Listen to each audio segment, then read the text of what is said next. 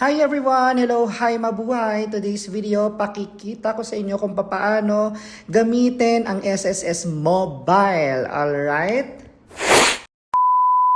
Ayan everyone, nandito na tayo sa ating main profile ng aking SSS Mobile Apps. So, nakikita nyo po dito ang pinaka-main profile natin ng akin po pala. Alright? So, welcome yung name nyo. Tapos yung number ng SSS, tapos yung last login ninyo, at ito na nga po yung pinaka-main profile ng aking SSS Mobile Apps. Alright? So, ngayon makikita po ninyo ang color blue na nakasulat ay total contribution, which is akin po is 103. And then, yung last posted contribution ko ay noong September 2023. So, ngayon po, makikita din po ninyo sa baba, ayan, yung activity history, kung ano po yung mga nabayaran nyo, kung ano po yung mga ginawa ninyo. So, nakalagay po, naka-indicate po lahat, nasa history po lahat. Ngayon po, makikita nyo po yung kulay blue, etong light blue sa baba. Merong home na logo, meron ding logo na location. Sa pinakagitna yung generate PRN, may notification bell, at ito nga po yung pinaka-profile natin. Alright? So ngayon po, pag nakita nyo na po yan, napakadali lang po niyan gawin at gamitin. Alright? So, ganito lang po kasimple yan, no? Ang kinaganda po ng SSS mobile apps is online na lang tayo magbabayad ng ating contribution. So, hindi na siya totally pupunta ka pa sa kung saan-saan, sa bayad center, sa office, or anywhere. At hindi mo na kailangan magpaturo sa mga kasama mo or magpautos sa mga kakilala mo para bayad or makisuyo. Ngayon, kaya na natin magbayad sa sarili natin through online na lang po. So, ganito lang po siya kasimple. Ngayon po, pupunta lang po tayo sa may Generate PRN. Click nyo lang po yan at lalabas naman po ito, yung PRN list. Lalabas dyan kung kailan kayo magbabayad ng inyong contribution or kung kailan yung pinaka-contribution na deadline. Alright? So, ayan nga po, lalabas po dyan yung total amount at yung months na kailangan yung bayaran. Pwede kayo magbayad ng 3 months. Pwede yung bayaran nyo po yan agad-agad yung 3 months na yon. At pwede rin namang hanggang 6 months.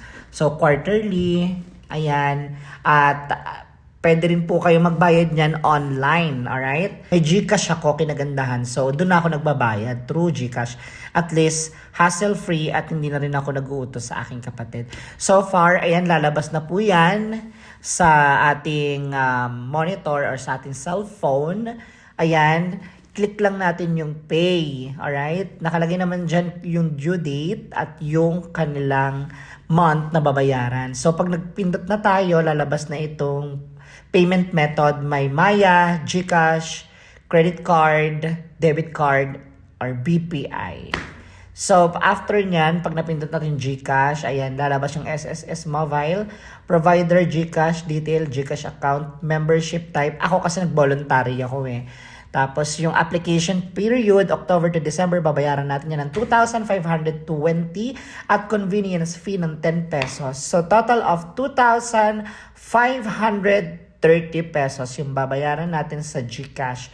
So, ngayon, pipindutin lang natin yan ng okay at proceed na tayo. Wait lang tayo ng mga 10 seconds para maglabas ang pinaka main na babayaran natin. Alright? Click lang natin yung GCash, no? Pagka-click natin ng GCash, ayan, wait lang tayo ng process lang kanyang pagbabayad, ano? So, ayan, wait lang tayo. Hang in there while we prepare a few. Alright, so lalabas na dito yung pinaka-SSS payment. So, lagay lang natin dito yung pinaka-number. Alright? Connected na yan ha, automatic sa may SSS mobile apps. Dito sa may GCash na kinilik natin. So, kahit sinong may number ng GCash, pwede natin ilagay doon. Kasi may magsasend naman ng OTP, one-time password, di ba? So, kahit anong number, pwede natin gamitin yon pang bayad. Since meron na akong GCash, ito. ginamit natin. So, ilagay lang natin yung code 720483, then click Meron na naman ulit, syempre yung pinaka-pin code ng ating GCash. So, kung GCash mo to, alam mo na yan. Pero pag iba, so sila na maglalagay niyan. Alright? Ayan na nga po. Wait lang tayo, mga ilang minutes. So, ayan, makaka-receive tayo ng receipt. Ayan, SSS Country GCash. So, click lang natin yung pay. Alright, ayan. Magpo-proceed na siya. Mag-wait lang tayo ng mga seconds lang. Alright? So, 3, 2, 1, and 0. So, ayan na. Payment successful. 2,530 yung SSS contribution natin.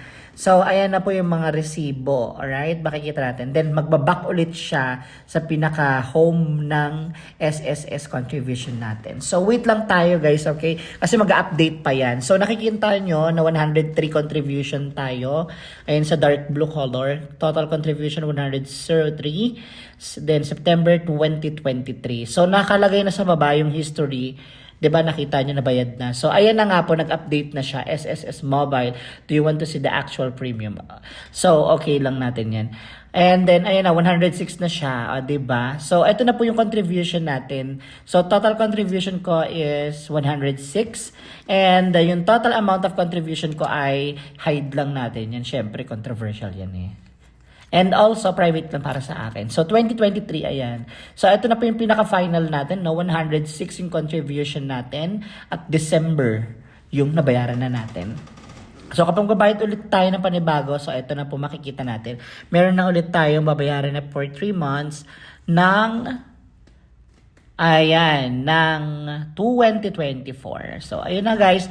Sana po naka-help po ito ng malaki sa inyo para hindi na po maging busy yung mga mauutusan nyo sa Pilipinas or sa mga kahit sa anong lugar, mga kapatid nyo o pamilya nyo. So, ayun lang po guys. Thank you so much!